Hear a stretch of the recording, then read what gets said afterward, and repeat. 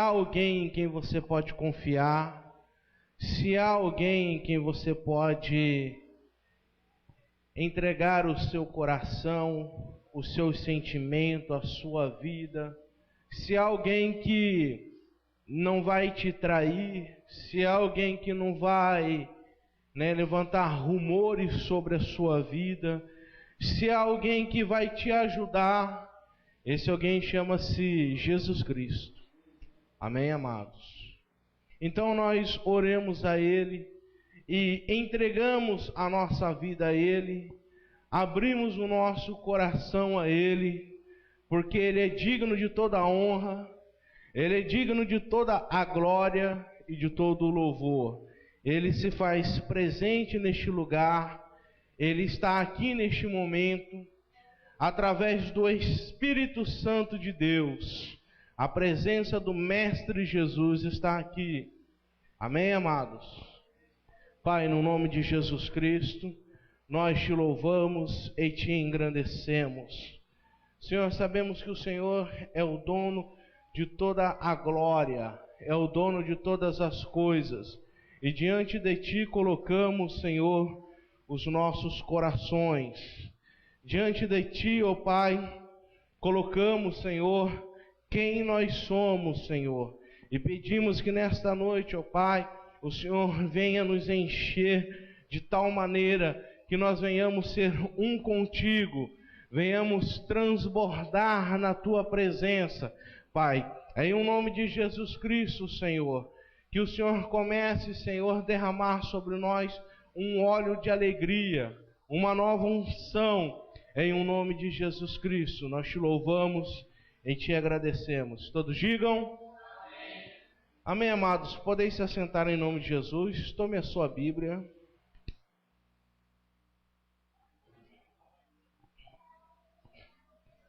Amados, o mundo, existe um decreto, mas o que Deus fala para nós, através dessa mensagem de hoje, é que Deus muda o nosso decreto.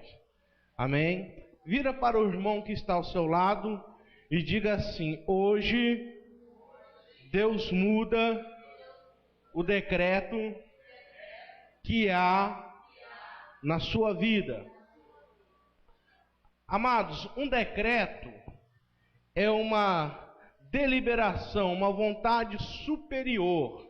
Decreto é uma ordem que vem do alto para baixo, vem de uma força maior para a força menor. Decretos são como leis. Amém? E existem pessoas que elas nasceram debaixo de um decreto. Existem pessoas que passaram a viver debaixo de um decreto. Veja bem, nem todo decreto ele é ruim para as nossas vidas.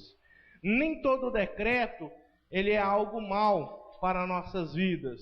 Mas existem decretos que amarram as nossas vidas apenas porque ele foi decretado e nós recebemos eles em nossas vidas. Foi decretado talvez pelos nossos pais, pelas nossas mães, foi decretado talvez por um patrão, por um tio, por um avô, e esse decreto acompanha talvez a tua família de geração em geração. Talvez esse decreto acompanhe você desde quando você abriu a sua boca e lançou ele sobre você, ou desde quando alguém lançou ele sobre a sua vida e você recebeu ele. Você tomou posse dele, né? Mesmo sem querer, você chamou a existência daquele decreto para a sua vida. Esses decretos que eu estou dizendo hoje são decretos que vêm para amarrar e impedir o vosso crescimento. Existem decretos que inviabilizam as pessoas de conquistarem. Quando eu digo conquistar, eu não estou dizendo apenas do lado financeiro, mas eu digo conquistar em Jesus Cristo. conquistar as bênçãos que tem em Jesus, conquistar as honras que Jesus tem para as nossas vidas, conquistar as promessas que já foram um decreto de Deus para nossas vidas, mas que talvez entre esse decreto que Jesus decretou para mim e para você, chegou também um decreto que inviabilizando aquele outro decreto. Um decreto que ele passou a fazer parte da nossa vida, né? Fazendo com que a gente perdesse o direito da bênção. Ou passamos a viver um decreto que nos traz coisas ruins. E eu pergunto hoje para vocês, qual o decreto que está sobre a tua vida? Qual o decreto que está regendo você? O que está sobre a tua vida? Como está você hoje? Qual o decreto que tem sobre você? Há vários tipos de decreto que nos limitam. Mas qual está sobre a tua vida? Pastor, eu não tenho nenhum. Glória a Deus. Pastor, olha, eu acho que eu tenho. Então você vai analisar o que está decretado que não está deixando você fluir, o que não está deixando você romper as barreiras em Cristo Jesus. Eu quero perguntar para vocês nessa noite, se vocês estão felizes com o que vocês conquistaram em Cristo Jesus até aqui. Amém? Eu quero dizer para vocês que eu estou feliz por até onde vocês chegaram. Mas eu me sinto frustrado, porque eu sei do potencial de cada um de vocês. E eu acho que vocês poderiam ter chegado mais longe. Eu creio no potencial que há na vida de cada um de vocês. E eu sei que vocês podem fazer mais e serem melhores. Amém? Você crê nisso? Glória a Deus. Então, amados, o que acontece muitas vezes é que estamos sendo presos e barrados. Na vida de Davi havia um decreto de rejeição.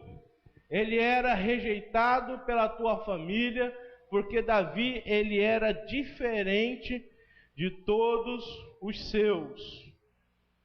Os irmãos de Davi eram da linhagem dos judeus, dos israelitas, e eram homens altos e homens fortes. Mas Davi nasceu diferente. Davi nasceu um pouquinho, digamos assim, mirrado. Davi nasceu mais fragilizado, menor. Tanto que quando Samuel está na casa de Davi, que entra o irmão de Davi, Samuel olha e fala assim, com certeza é este que o Senhor tem escolhido. É forte. E Deus fala assim, olha, eu não vejo como o homem vê, eu olho o que está no coração. Então, quando ele é chamado, quando Samuel vai à casa de Davi e diz para Jessé, reúna todos os teus filhos. Jessé chama todos menos Davi. Por que ele chama todos menos Davi? Porque Davi era um rejeitado por ser diferente, por ter uma aparência exterior diferente à de seus irmãos, por ter uma aparência diferente, do seu povo. Davi era rejeitado. E quantos de nós que não somos rejeitados, às vezes por causa da nossa aparência? Somos rejeitados às vezes dentro da nossa casa, entre os nossos familiares, na sociedade em que vivemos, porque às vezes a nossa aparência é diferente do que se vê todos os dias. Isso é um decreto de rejeição. Muitos de nós somos rejeitados. Nós estamos aqui num grupo pequeno, mas se eu perguntasse quem se sente rejeitado pela aparência, eu tenho certeza que pessoas levantariam a mão aqui. Porque isso é um fato. E a rejeição, ela nos limita, ela nos impede a prosseguir. A pessoa ela pode ser rejeitada pela sua aparência física, ela pode ser rejeitada pelo seu intelecto. Às vezes ela não é uma pessoa tão bem preparada, e o que ela fala não é algo tão aplausível, que seja tão agradável, e ela é rejeitada pelo seu intelecto. Às vezes lhe falta conhecimento, e ela se torna rejeitada. E Davi foi um homem rejeitado. Mas o que eu quero dizer para você, que nem o fato de Davi ser um homem rejeitado pela sua família foi empecilho dele ser um grande homem na mão de Deus. Amém? O fato de Davi ser um homem rejeitado pelos seus apenas fortaleceu a aliança dele com Deus. O fato de Davi ser rejeitado apenas fortaleceu o desejo dele buscar a Deus. E quanto mais ele buscava, mais Deus se fazia presente. Deus foi tão com Davi, que ele foi o único que teve coragem de enfrentar Golias. Eu quero dizer para você, que ainda que você seja rejeitado, talvez pelos seus da própria casa ou pela sociedade, se você buscar a Deus, Deus vai te honrar na frente daqueles que te rejeitam. Na frente daqueles que zombam de você, você será honrado. O nome do Senhor será glorificado por vossa causa. Nós temos José, tinha um decreto de exclusão de seus irmãos. Os irmãos de José excluíam José. Pastor, o porquê, pastor, que irmão de José era excluído do seu irmão? Não é a mesma coisa de ser rejeitado? Não, amados, porque aqui tinha uma certa situação. Davi, ele era rejeitado pela sua aparência. Ele nem sequer abria a boca. Mas José, ele tinha um detalhe, José falava demais. Deus deu um sonho para ele, que a espiga dele crescia maior que as outras, e as outras se prostravam. Ele corre e conta para os irmãos. Aí ele tem um sonho que a lua, o sol e as estrelas se prostram. Ele vai e sai contando. Ele era o filho caçula, depois dele só nasceu Benjamim e a mãe morreu. Tudo o que o pai dele fazia era em pró dele. Então os irmãos já tinham ciúmes, ele era paparicado, era criado, vamos dizer assim, não vou dizer igual uma mocinha, mas ele era mais paparicado. Jacó foi lá e fez uma túnica e deu unicamente para ele.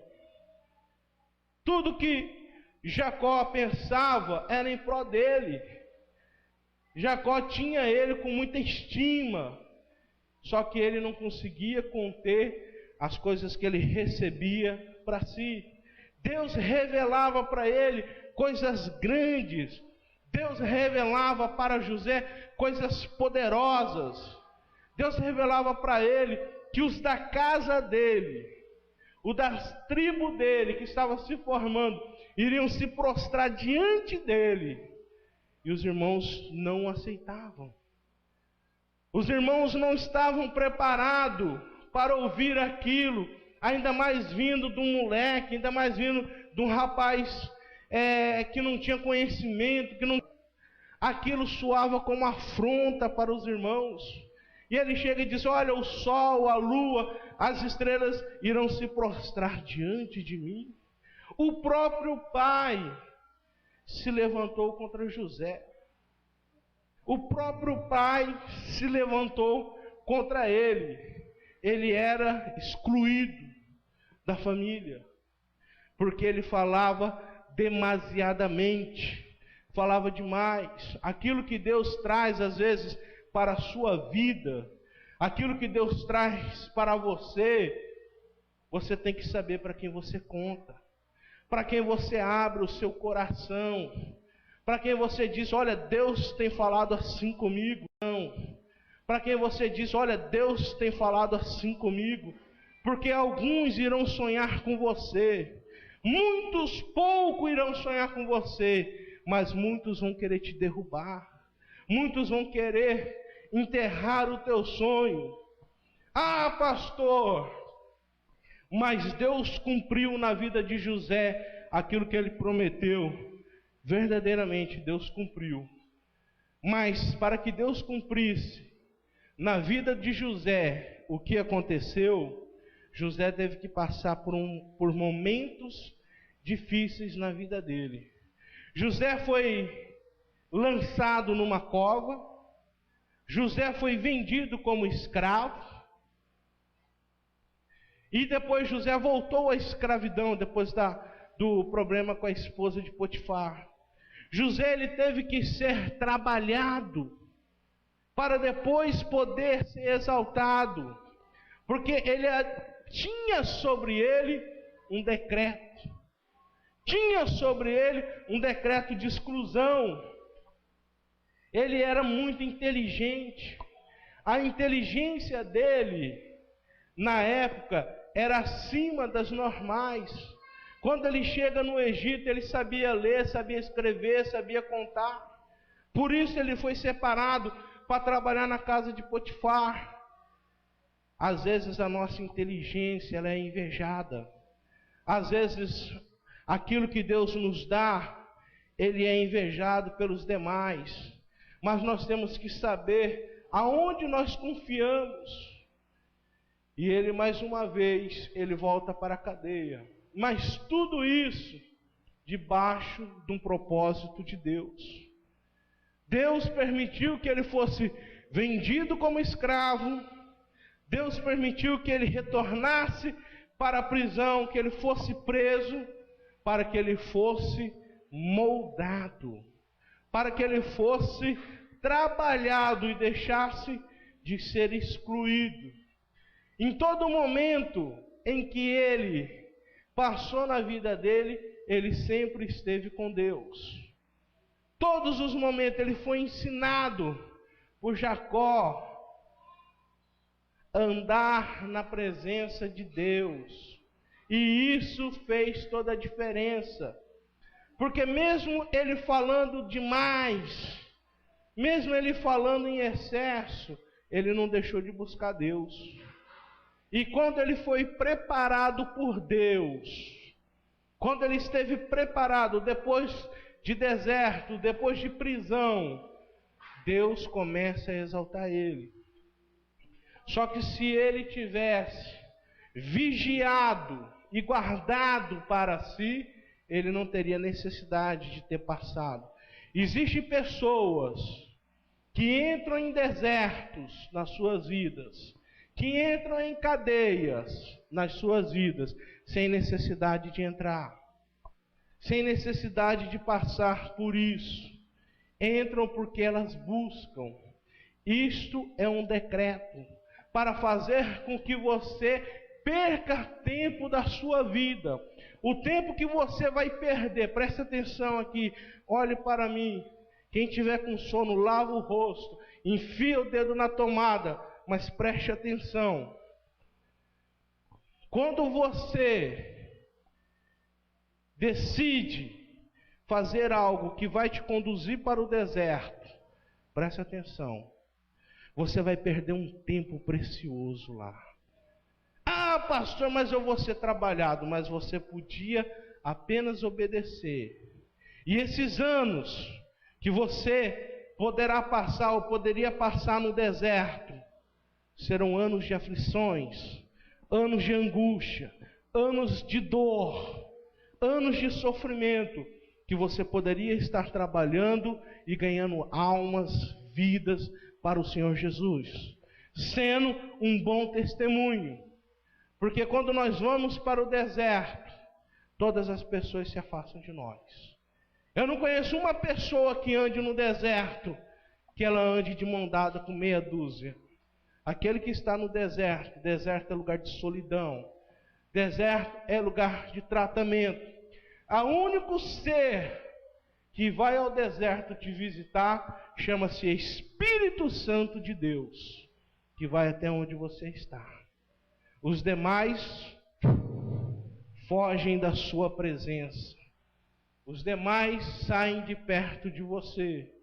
Então, seja sóbrio, sede vigilante, para que você não caia no deserto, ou para que você não caia em prisões, e para que você não perca anos da sua vida, que você poderia estar crescendo, se tornando um pastor, se tornando um bispo, se tornando um 12, se tornando um apóstolo, se tornando um líder de célula, se tornando um pai de multidões, caminhando no deserto.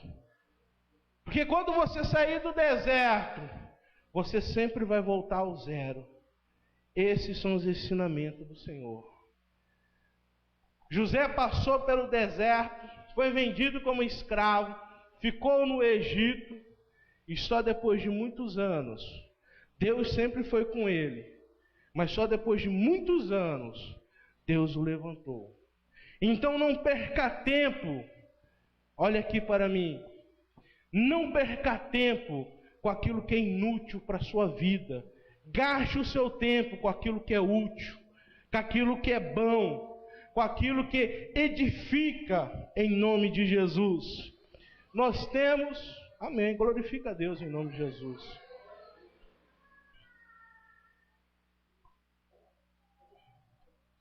Nós temos decreto de falência.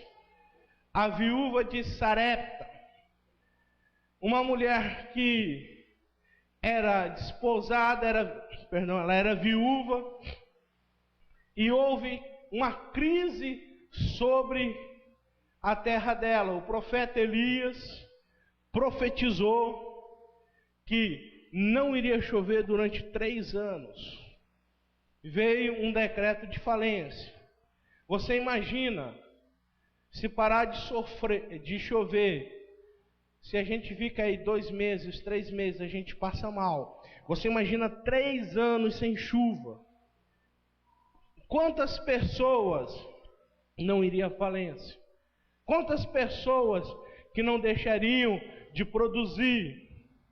A vaca, ela depende do pasto para produzir o leite e a carne. O preço da carne e do leite iria subir, porque o agricultor ia ter que comprar muito sal, muita vitamina, ia comprar produtos de fora, ia ter que comprar muito, ia subir preço, ia inviabilizar. Quantos hoje que tem um pasto farto para alimentar que não teriam? Quantas coisas necessitam da chuva, né, como nós mesmos? Então veio um decreto de sequidão pelo homem de Deus que foi decretado, e sobre algumas pessoas vieram um decreto de falência. Muitas pessoas ali já começou a deixar de ter até o que comer nas suas casas. Muitas pessoas começaram a deixar de ter o próprio alimento, porque não podiam ter. Isso é um decreto de falência. Quantos de nós que às vezes estamos passando por esse decreto de falência? Trabalhando e às vezes não conquistando. Buscando e às vezes não estamos alcançando. Querendo, e às vezes nós não chegamos, porque está sobre a nossa vida um decreto de falência, um decreto de não conseguir, Quando o profeta chega na casa dela, o profeta Elias diz assim: o que você tem, mulher? Ela diz: eu não tenho mais do que um bocado de farinha, vou buscar um pouco d'água, fazer um bolo, para eu e meu filho comer e depois morrer de fome. Quantas pessoas que estão decretadas a falência, não apenas na sua vida financeira, mas na sua vida sentimental, na sua vida espiritual. Hoje eu vou só hoje no culto, nunca mais eu vou. Hoje é minha despedida, o meu último dia de célula. Eu não suporto mais, eu não aguento mais. Ela está debaixo de um decreto de falência. Tudo o que ela almeja conquistar, está falindo. Às vezes nos estudos começa, para. Às vezes no trabalho dá início a um trabalho e para. Às vezes no relacionamento. Não tem um relacionamento que vá para frente. Não tem um relacionamento que chegue até o fim, que conclua, que tenha êxito nos seus relacionamentos. Então isso é o quê? É um decreto de falência. Mas quando essa mulher, ela tem um encontro com o profeta Elias, ela tem que tomar uma decisão na vida dela. Muito importante. Ela tem que tomar uma decisão.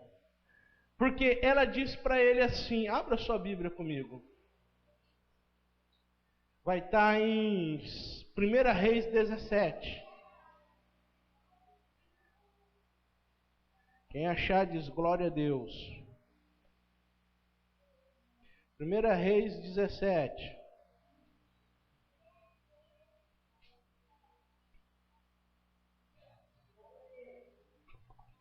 Acharam? 1 Reis 17, versículo 12, diz assim: porém ela respondeu: tão certo como vive o Senhor teu Deus, nada tenho cozido, há somente um punhado de farinha numa panela e um pouco de azeite numa botija.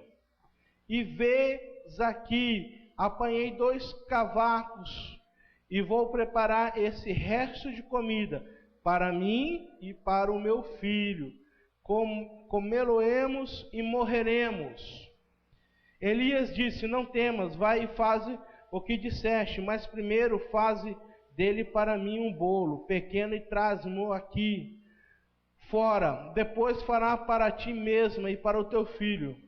Porque assim diz o Senhor Deus de Israel: a farinha da tua panela não se acabará, e o azeite da tua botija não faltará, até o dia em que o Senhor fizer chover sobre a terra. Amém? Então ela tem um encontro com Elias. Só que tudo na nossa vida passa por uma decisão. Se José decidisse ficar quieto sobre as promessas de Deus na vida dele, a história de José seria outra. Quando essa mulher, ela fala assim: mas eu só tenho um bocado de farinha, eu vou fazer um pão para mim e para o meu filho, nós comê-lo-emos e morreremos de fome. O profeta diz: vai e faz tudo conforme você falou, mas traz primeiro para mim. Traz primeiro para mim. Por quê? Porque o profeta estava ali representando o sacerdócio. O profeta estava ali em um nome de Deus. O profeta dá um comando para ela. Só que a decisão de fazer era dela.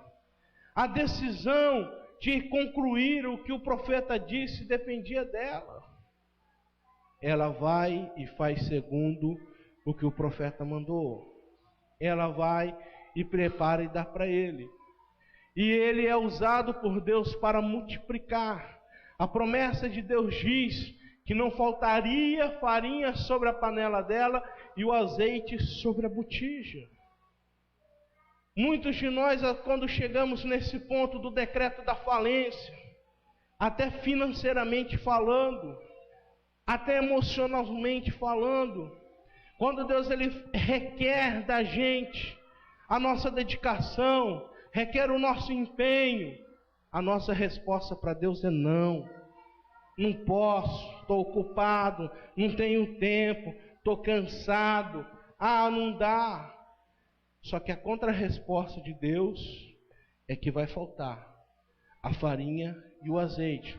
Mas quando você vai e sacrifica para Deus tudo que você tem, ainda que seja aquele pouco, naquele momento, a resposta de Deus é a multiplicação do azeite e da farinha.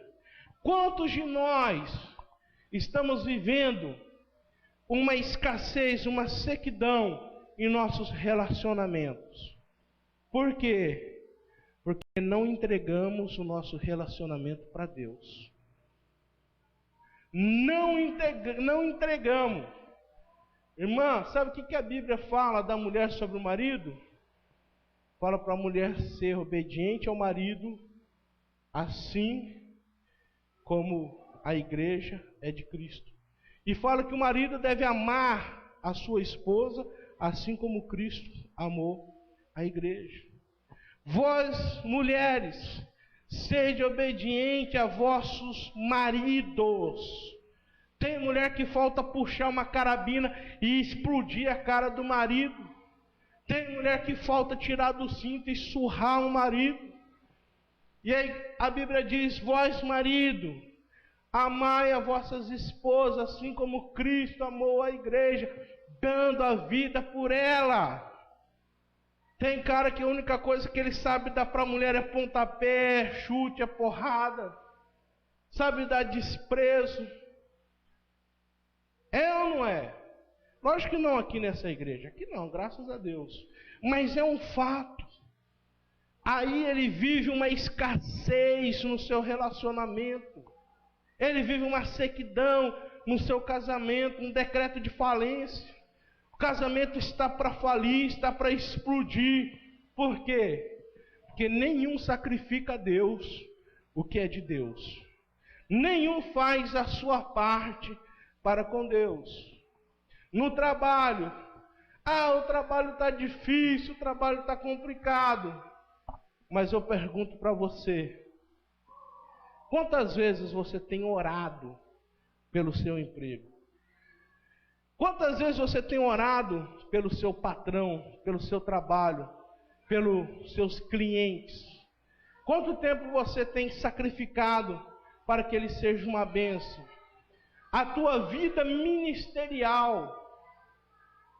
Quanta gente que estão com as suas vidas ministerial à beira de uma falência, à beira de largar mão de tudo, à beira de abandonar tudo. Eu não quero mais, eu acho que não é assim, eu acho que não é assado.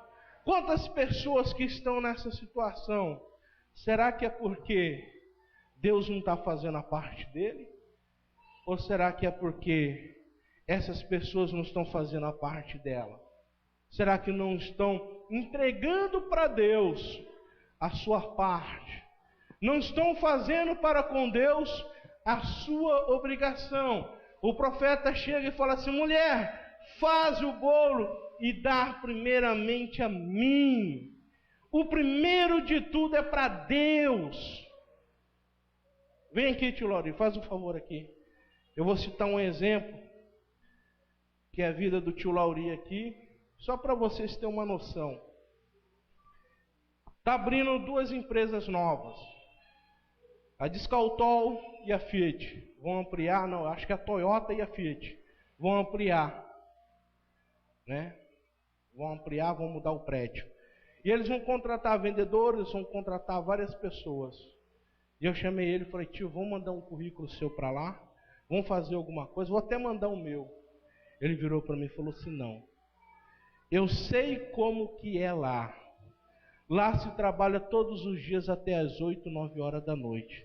E eu não quero nada que vai me atrapalhar na obra. Pode sentar. Pode aplaudir. Pode aplaudir. Pode aplaudir. Merece ser aplaudido. Merece ser aplaudido. Porque se todos nós pensássemos assim, você ia ver que as coisas iam ser diferentes. Você ia ver como que as coisas iam mudar. Abrindo mão. Ele, desculpa que eu vou falar aqui, ele não ganha muito não, ele ganha bem pouco. Ele poderia ganhar pelo menos 3, 4 vezes mais do que ele ganha. Mas ele falou: Deus vai me dar algo melhor. Deus vai me dar algo melhor. Então, amados, a gente tem que entender que aquilo que nós não damos para Deus, preste atenção para mim, vocês que são líderes, auxiliares, aquilo que você não der para Deus, não entregar para Deus, vai falir na sua vida. O que você não está entregando para Deus? Teu casamento vai falir. Tuas finanças vai falir. Teu ministério vai falir.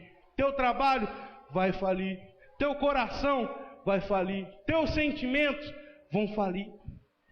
Se essa mulher não tivesse entregado a Eliseu, a história dela seria outra.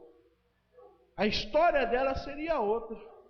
Na Bíblia estaria escrito: e ela não entregou ao homem de Deus. E ela e seu filho, conforme a palavra dela, comeram do pão e morreram. Porque ela disse: e morreremos. Deixa eu ler aqui. 15. Foi ela e fez segundo a palavra de Elias. Assim comeram ele e ela e a sua casa muitos dias. Olha, muitos dias. Da panela a farinha não se acabou, e a botija e o azeite não faltou, segundo a palavra do Senhor, por intermédio de Elias. A palavra aqui é do pastor, mas é a palavra que é de Deus, mas o intermediário é o pastor aqui. A palavra era de Deus, o intermediário era o Elias. Você pode ouvir essa palavra hoje, você pode anotar. Inclusive, amados, eu peço para vocês, em nome de Jesus Cristo, que vocês tragam uma agenda, tragam uma folha e anotem. Essa pregação, ela está no Facebook. Se depois você quiser entrar lá e pegar alguns pontos, vai ser bom para a sua vida. Mas esse momento aqui é só vocês que estão vivendo.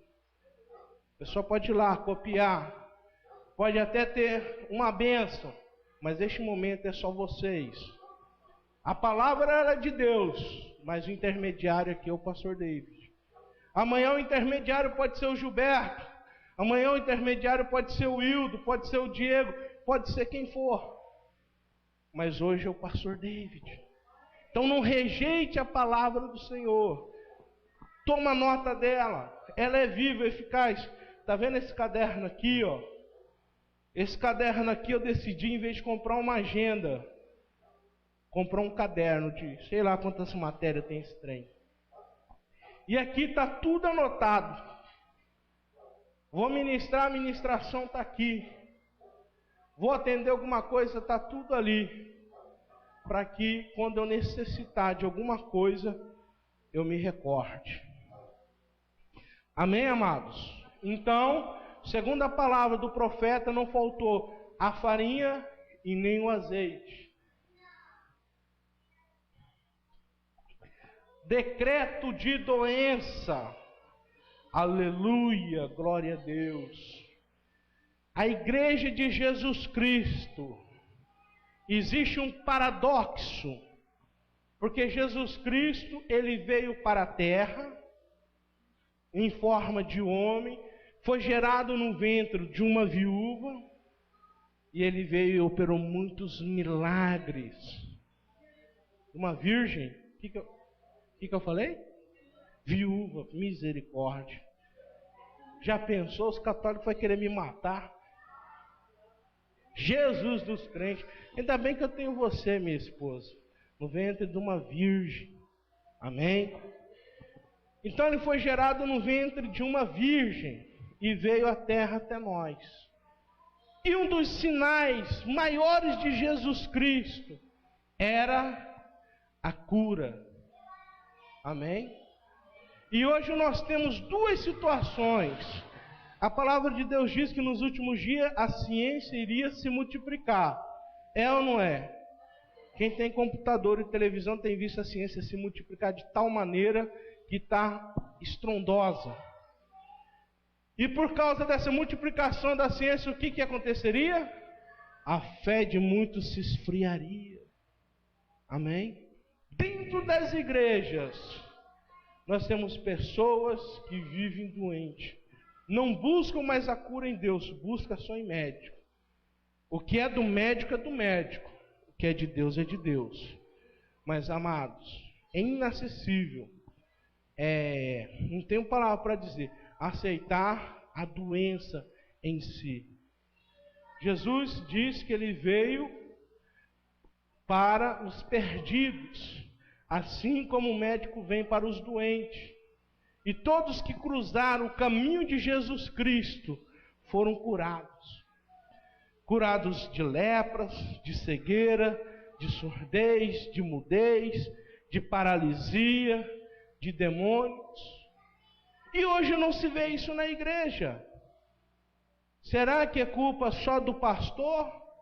Muita da culpa está em quem vem, porque vem sem fé, vem sem acreditar, vem duvidando que Deus vai fazer, vem descrendo que Deus pode curar ela. Decreto de doença. Tem pessoa que chega e diz assim: olha, eu estou com tal doença. Ah, mas a minha mãe teve, minha avó teve, minha bisavó, meu avô, meu tataravô. Isso é mal de família. Na minha família todo mundo tem. Isso é errado. A doença, o decreto da doença, ele tem que ser quebrado sobre a sua vida. Ele não pode existir sobre a sua vida. Ele não pode estar presente sobre você.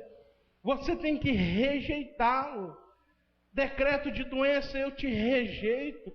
O diabo todo dia ele decreta sobre você a enfermidade. Ele decreta sobre você a pobreza, a falência. Você tem que começar a decretar a sua vitória. Quantos que hoje oraram decretando a vitória? Levanta a mão. Aleluia, hein? Bem que nessa igreja todo mundo ora, hein? Isso é de Deus. Oraram por mim? Quem orou por mim hoje? Levanta a mão. Misericórdia, hein? Jesus. Quantos que oraram por mim hoje? Rapaz, ainda assim é pouco, hein? Amém, amados? Então, o que eu quero dizer para vocês? O decreto de doença, ele às vezes vem de geração em geração. Enfermidade, mal-estar, N coisas, e nós temos que rejeitar. Essa mulher, ela tinha a hemorragia e o fluxo de sangue. Ela estava desenganada pela medicina. A medicina já não podia fazer nada por ela, ela já procurava todos os médicos. Isso mesmo, Mangeisa. Toma nota e ministra na tua célula. Toma conhecimento disso. É de Deus. Ela estava desenganada. Quantas pessoas que nós conhecemos que estão desenganadas? Quantas pessoas como aquela senhora que nós fomos, está com lúpus? Você acha que a medicina cura ela? Eu não sei. Eu não sei o que a medicina diz ao respeito disso. Eu sei que Jesus Cristo, ele cura. Então nós temos que entender que o decreto de doença, o decreto de enfermidade, por que ele é lançado nas nossas vidas? Um dos motivos é para te paralisar o teu ministério. É para paralisar o teu chamado. É para gerar dentro de você um paradoxo. Ah, mas se eu estou o que eu vou fazer na igreja se eu continuo doente? Isso o diabo quer lançar sobre você. Ah, mas eu estou na igreja. Você vem para a igreja como está. E Deus faz a obra. Deus, ele te cura. Deus, ele te liberta, ele te sara. Abra sua Bíblia em Marcos, capítulo 5.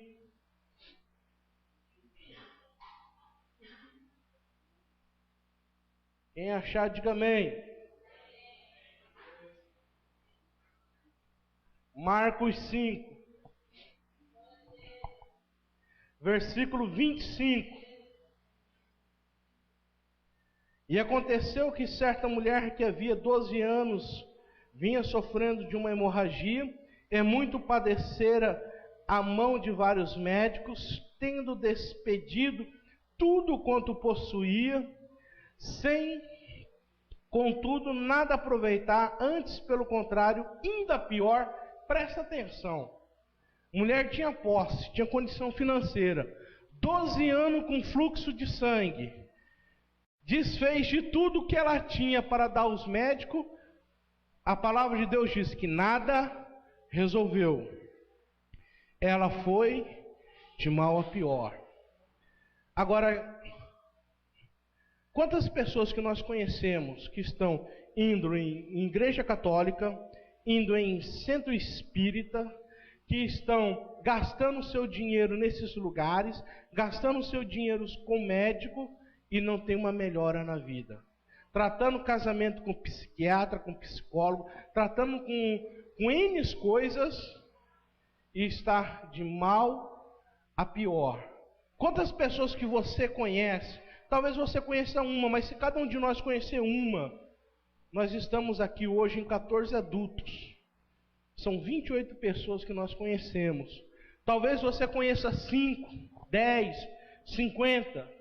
Quantas pessoas que estão desfazendo de tudo o que tem, investindo naquilo que não pode salvar ela, gastando o tempo dela naquilo que não pode salvar, naquilo que não pode curar ela.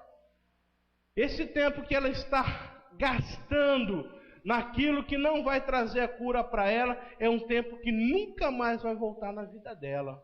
É um tempo que ela nunca mais vai ter de volta para ela. Então, amado, se você conhece alguém assim, chama ela e fala que o decreto na vida dela de falência vai chegar ao fim. A partir do momento, decreto de doença, que ela se colocar verdadeiramente na presença de Jesus. E quando ela dizer assim, mas irmã, como que eu faço? Eu não sei. Você vai dizer para ela assim, sedes meus imitadores, assim como eu sou de Cristo. Todos vocês que estão aqui, todos têm testemunho e autoridade para dizer, sedes meus imitadores, como eu sou de Cristo. Amém? Vamos lá, vamos abrir nessa passagem aqui. Cadê, tio? Você que conhece melhor do que eu já. 1 Coríntios, 2ª, 3 Coríntios, 4º, 5º.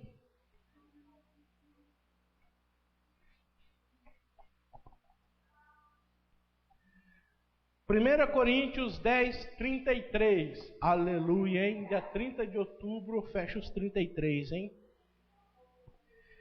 Assim como também... Não, perdão, amados. 1 Coríntios 11. Sedes meus imitadores, como também eu sou de Cristo. Amém? Você pode chegar para uma pessoa e dizer isso ou não pode? Me imita. Ah, mas eu não sei, eu sempre fui católico, e agora o que eu faço? Você faz assim, se eu levantar o pé direito, você levanta. Se eu baixar, você abaixa. Se eu levantar o pé esquerdo, você levanta. Se eu baixar, você abaixa. Se eu botar o pé direito na frente, depois o pé esquerdo na frente, você vai me imitando. Se eu ajoelhar na igreja, você ajoelha comigo. Se eu orar, você ora comigo. Se eu pegar o envelope do dízimo, da oferta sacerdotal. Falar nisso, aqui tem envelope de oferta sacerdotal, tá? É quase enferrujando. Estou vendo acontecer. Amém, amados? Então o que acontece? Sedes meus imitadores. Você só nunca vai dizer isso se você não é um imitador de Cristo. Você só nunca vai dizer isso se você verdadeiramente ainda não imita Cristo. Quando o tio Laurice se converteu, virou para mim e falou assim, pastor, e agora, pastor, o que eu faço? Estava preocupado, levava uma vida perdida, e eu falei para ele, sede meus imitadores como eu sou de Cristo. Então, amados, quando você encontrar alguém, diga para ela, sede meu imitador. Siga os meus passos. Ande comigo. Amém? Decreto de morte. Abra sua Bíblia em João.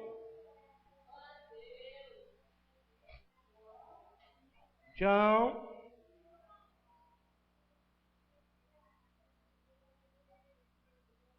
Só segura aí no livro de João.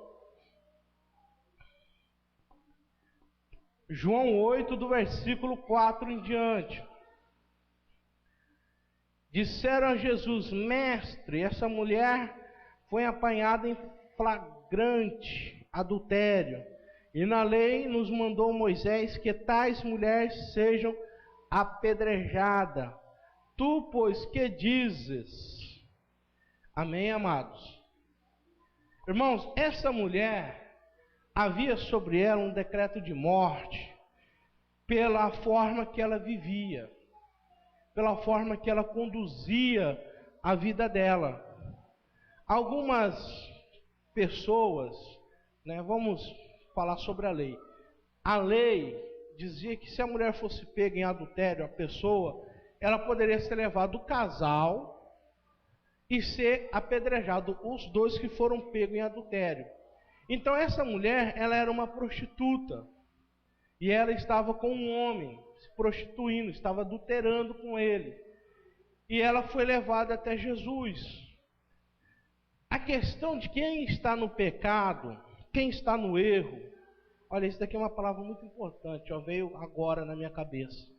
A pessoa que ela está no erro, ela tem medo de vir até Jesus. Você sabe o porquê? Porque ela acha que Jesus vai apedrejá-la.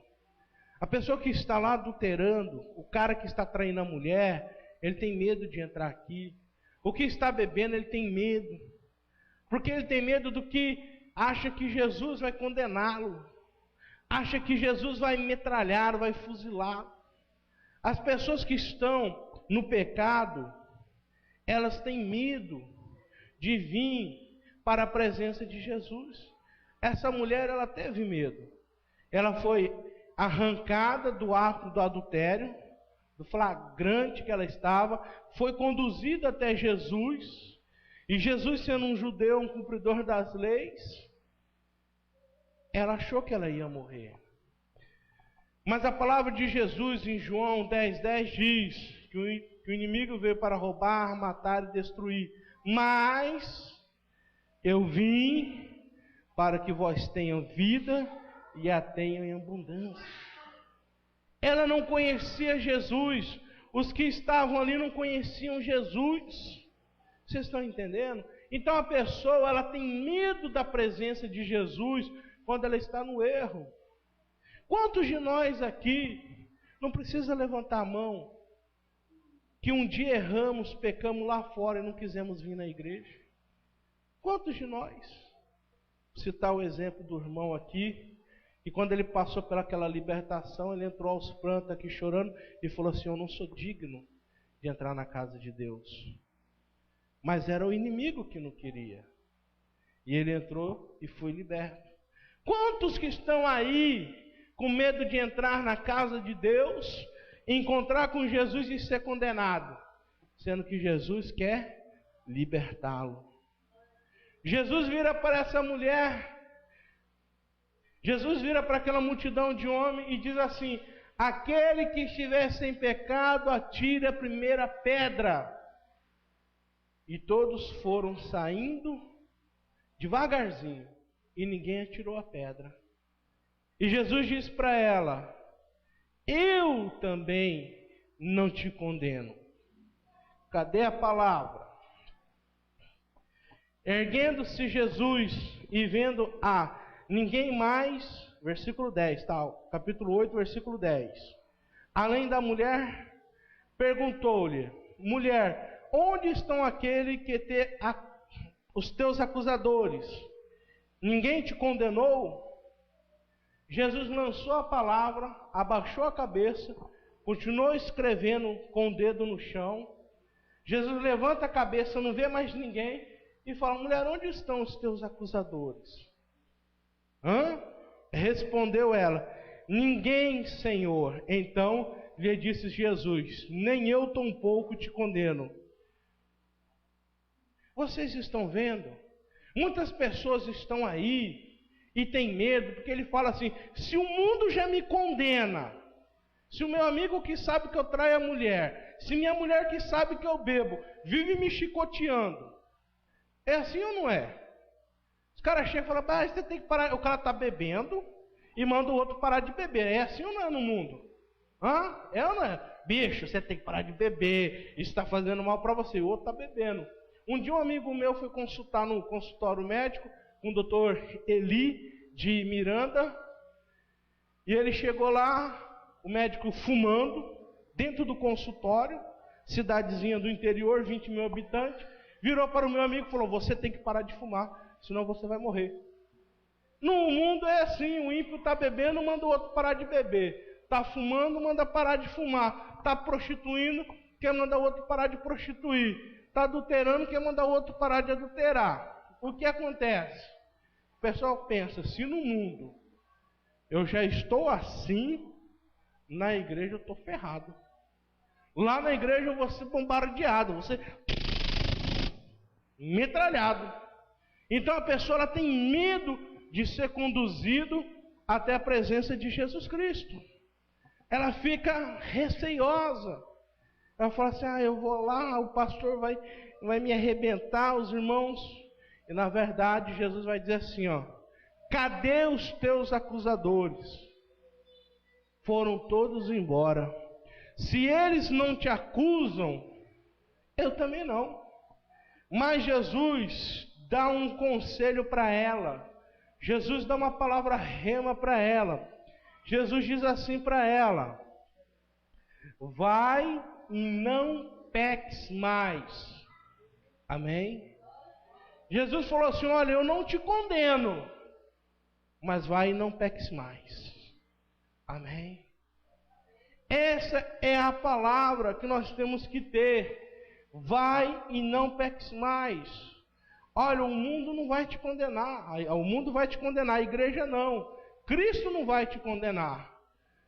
Mas vai e não peques mais. Porque aquele que fica dentro da igreja com prática de pecado, meu irmão, a igreja mal ajuda neles. Você pode ter certeza. Jesus Cristo não. Mas como igreja é sexo feminino, né? A pronúncia verbal é feminina. E mulher é bicho bravo. A igreja, né, vai lá e... Decreto de morte. Lázaro. Amados, Lázaro era amigo de Jesus Cristo. A palavra de Deus diz que quando Lázaro morreu, Jesus chorou. Lázaro, ele era querido de Jesus Cristo. Nem por isso, Jesus foi e fez o que a família de Lázaro queria. Mandaram mensageiro e disse assim, fala para Jesus que Lázaro morreu. Porque para os judeus, eles criam na ressurreição até o terceiro dia. Que um morto pudesse, ressuscitar. E Jesus fala assim, ele apenas dorme. Amém? Há pessoas que estão com decreto de morte, está em dormência espiritual, não consegue desatar. Eu quero dizer para vocês que Jesus Cristo, ele virá ao nosso encontro, tanto para nos reavivar, nos ressuscitar para o propósito que ele nos chamou. Nós fomos chamados para um propósito em Jesus Cristo. E este propósito ele irá se cumprir. Lázaro, quando Jesus chega ao quarto dia, as pessoas falam, mestre, se o Senhor estivesse aqui, o que eu quero dizer para vocês, que aquilo que aparenta ser para nós, aquilo que para nós é impossível, aquilo que para nós fendeu o prazo, aquilo que para nós já não dá mais, para Jesus Cristo, ele resolve.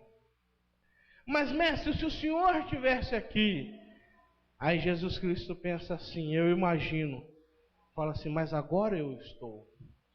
Jesus Cristo faz uma oração e pede que, vamos ver aqui, João 11.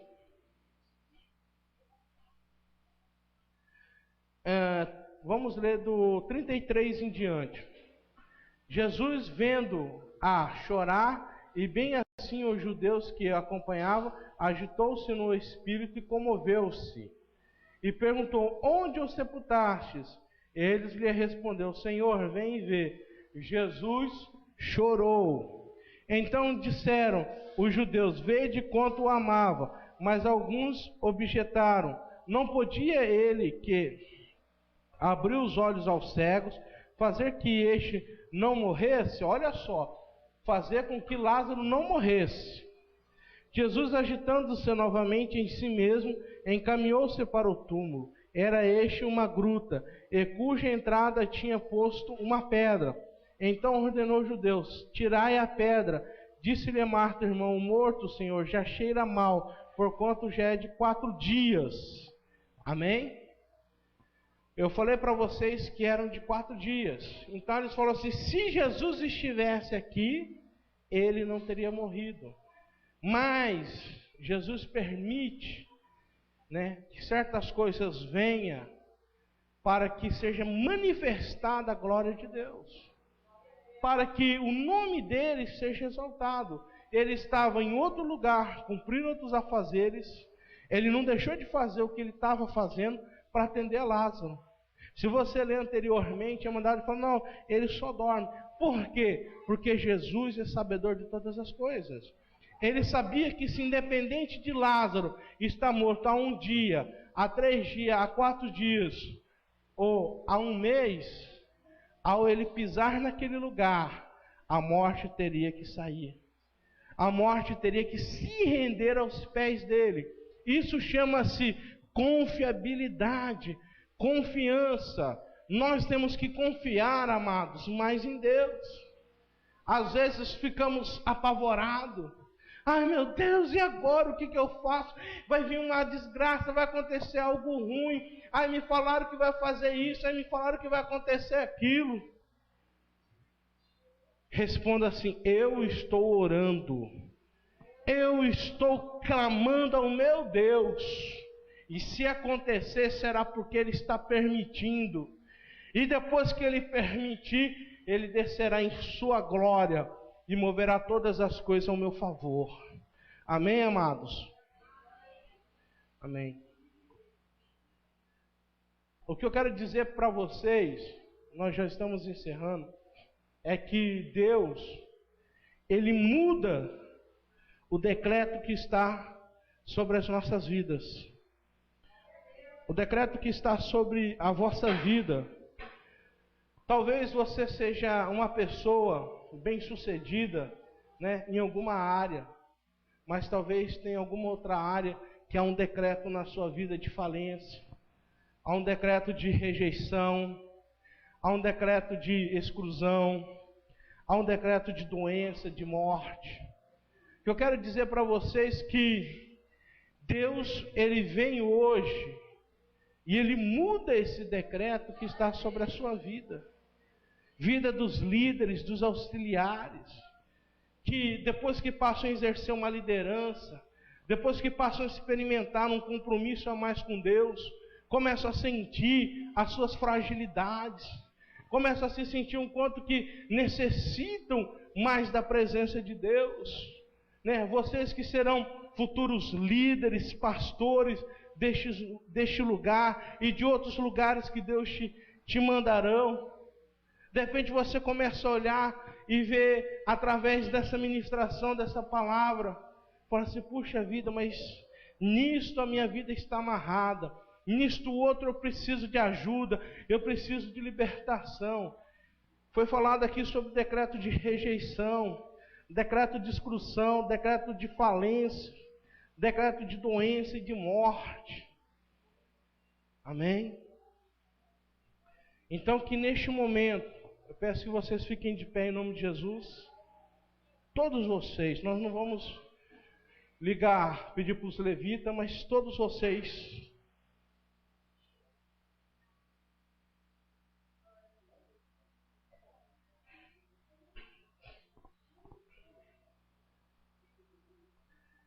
Em nome de Jesus, curva a sua cabeça agora.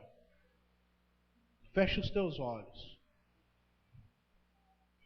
Esse, para começar, é um teste de obediência.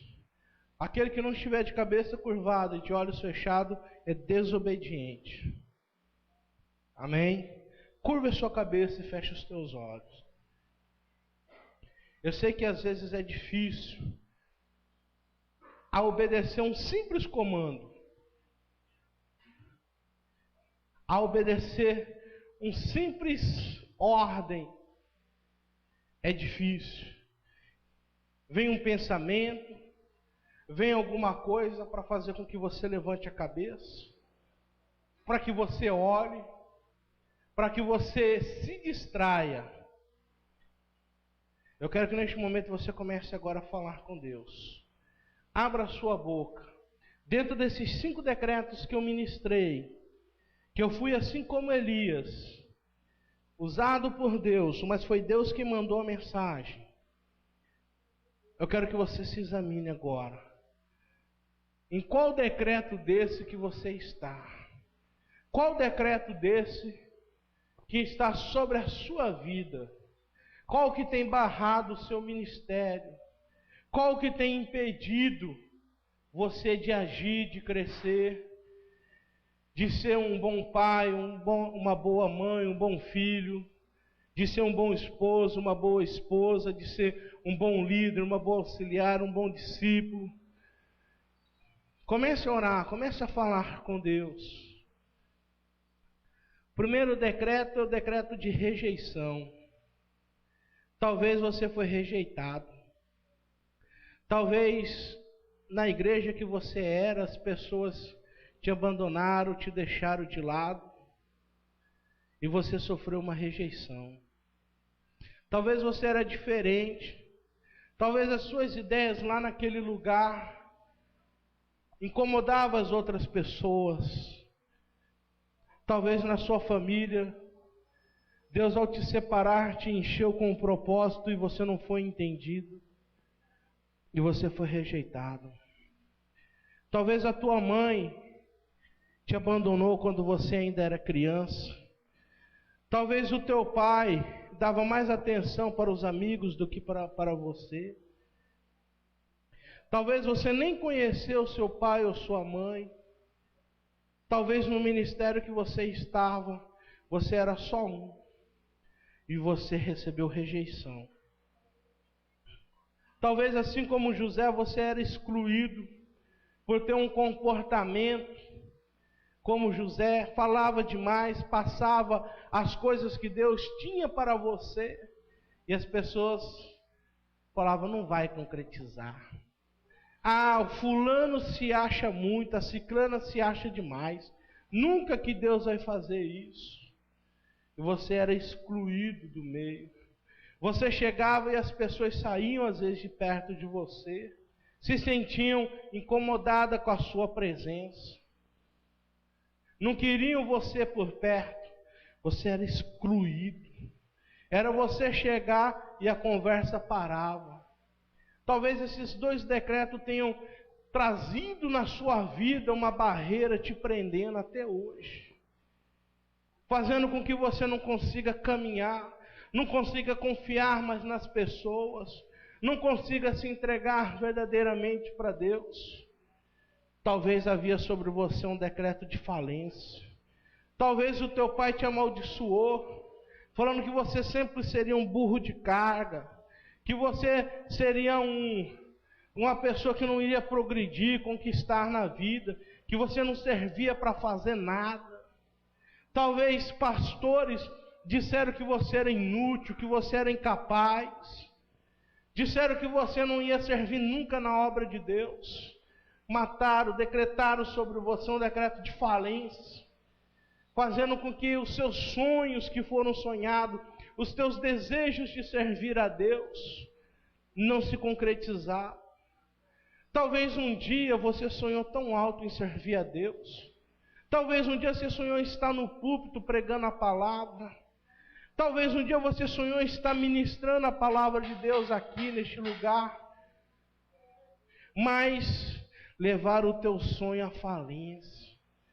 Talvez você desejou começar vários negócios, em todos eles você foi frustrado, porque disseram que você nunca ia conseguir.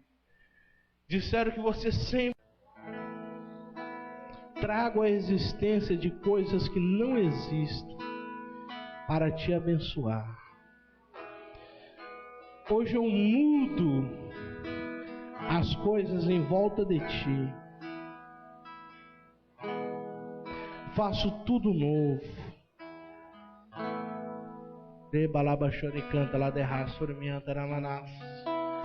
Espírito Santo de Deus. Espírito Santo de Deus. Começa a orar, igreja. Começa a receber sobre a sua vida a mudança desse decreto. Decreto de falência, decreto de exclusão, de rejeição, se transforma num decreto de amor para a sua vida.